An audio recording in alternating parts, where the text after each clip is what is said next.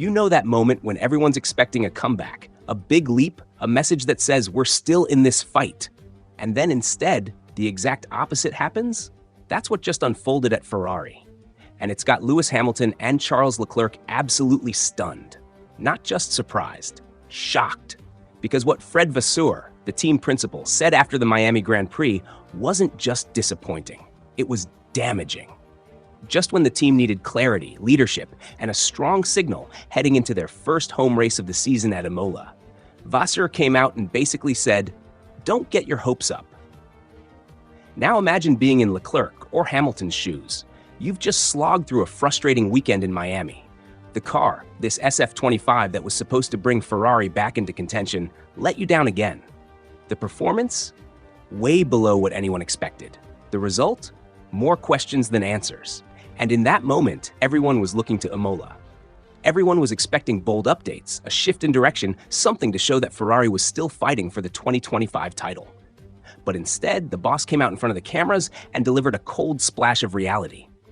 No big upgrade package, no redesigned side pods, no revised floor, no aggressive new aero concept, just a small step. For two drivers already struggling with a car that only works in a narrow performance window and punishes them in every slow-speed corner, that statement didn't just fall flat, it hit like a gut punch.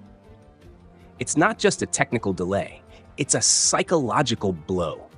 Because when your team boss is cautious instead of confident, what kind of message does that send? What does that do to a driver like Hamilton, a 7-time world champion, who didn't come to Ferrari to cruise around in P7?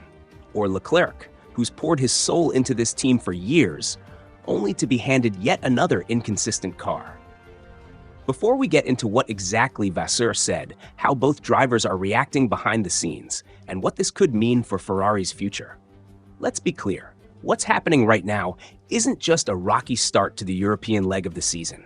It's the beginning of a crisis of trust between the drivers and the engineers, between the cockpit and the pit wall, and maybe most painfully, between Ferrari and the millions of fans still clinging to hope that the prancing horse can lead the pack once again. Let's rewind to Miami, where the problems weren't just exposed, they were amplified. The weekend started promisingly enough, with Hamilton grabbing third in the sprint race. But on Sunday, all that progress seemed to evaporate. Leclerc finished 7th, Hamilton 8th. Both Ferraris crossing the line, unable to fight McLaren, Red Bull, or even Mercedes. At first glance, those might look like decent points finishes. But look closer. Those results are a symptom of a deeper issue eating away at Ferrari from the inside. Hamilton, for one, didn't mince words. After failing to make Q3 for the second time this season, he was brutally honest. "We've lost performance since China," he told reporters. "It's there. We just can't unlock it." That one sentence says it all. The SF25 should be good. On paper, it has potential, but in reality, it's shackled, tied down by setup limitations, inconsistent behavior, and a performance window so tight that the car seems to disappear from under them the moment conditions change. Leclerc echoed the frustration, surgical in his precision. He qualified 8th behind both Williams cars. He said it straight, this is the car's real potential. No excuses, no sugarcoating. He delivered a perfect lap and still ended up 3 rows behind. And in that moment, the message was clear. The problem isn't the drivers, it's the machine.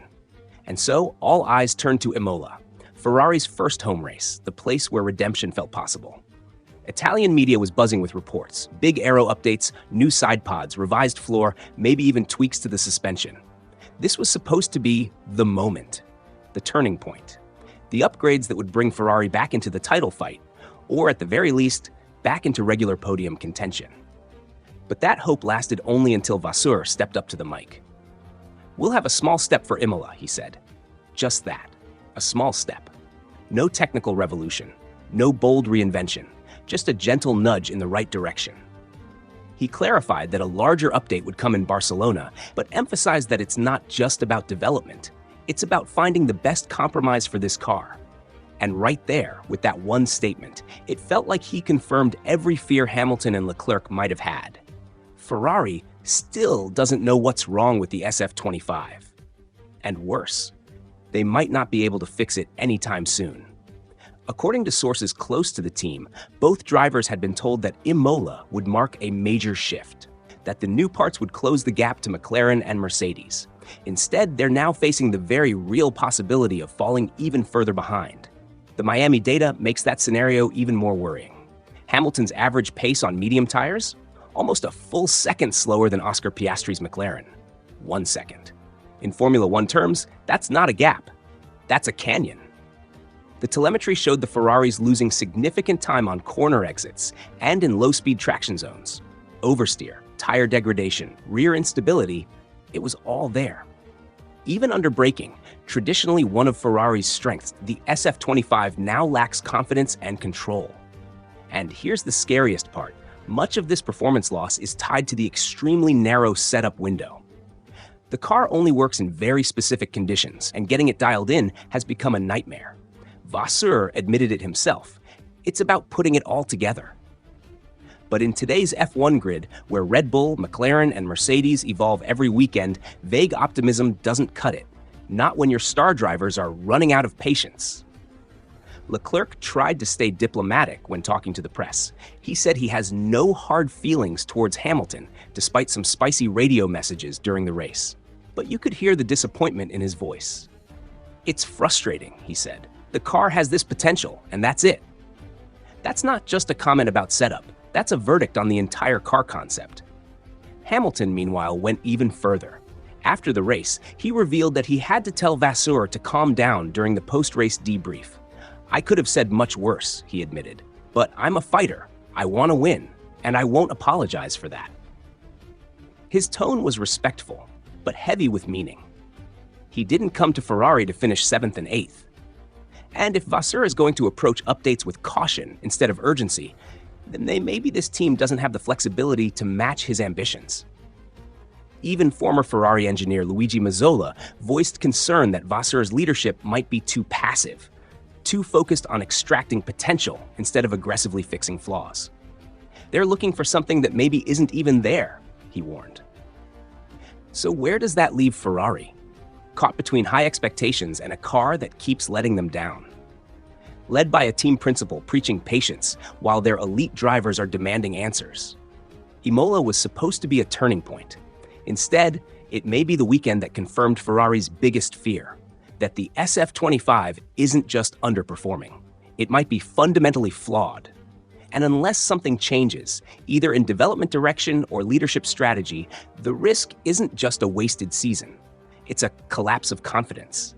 Confidence between engineers and drivers, between strategy calls and cockpit decisions, and maybe most importantly, between Ferrari and the Tifosi, the millions of fans still dreaming of a return to glory. So what do you think? Is Vasseur right to take a conservative, methodical approach? Or is that philosophy dangerously out of sync with the urgency that Hamilton, Leclerc, and Ferrari's entire fan base are demanding? Because make no mistake, this isn't just a technical standstill. It's a philosophical crossroads. On one side, the calm, calculated patience of a leader trying to build something sustainable. On the other, two drivers who know all too well that opportunities in Formula One don't wait for anyone. Ferrari is now in a position where the stakes are rising faster than their development curve. Every week without a meaningful step forward adds another layer of pressure. Not just in the garage, but from the media, from the fans, and from the championship table itself. And that pressure doesn't fade. It builds, until even the smallest missteps start to feel catastrophic. That's the danger of falling behind. The longer it takes to see real change, the harder it becomes to convince the world and themselves that they're still on the right track. So the real question isn't whether Ferrari will bring upgrades to Imola or Barcelona. The real question is, can they still lead from the front? Not just on the stopwatch, but in conviction, in clarity, in culture. Because if the SF25 doesn't take a leap forward soon, it won't just be the championship slipping away. It might be the belief of the very two drivers Ferrari is counting on to carry their future. And once that belief is gone, there's no upgrade package in the world that can bring it back.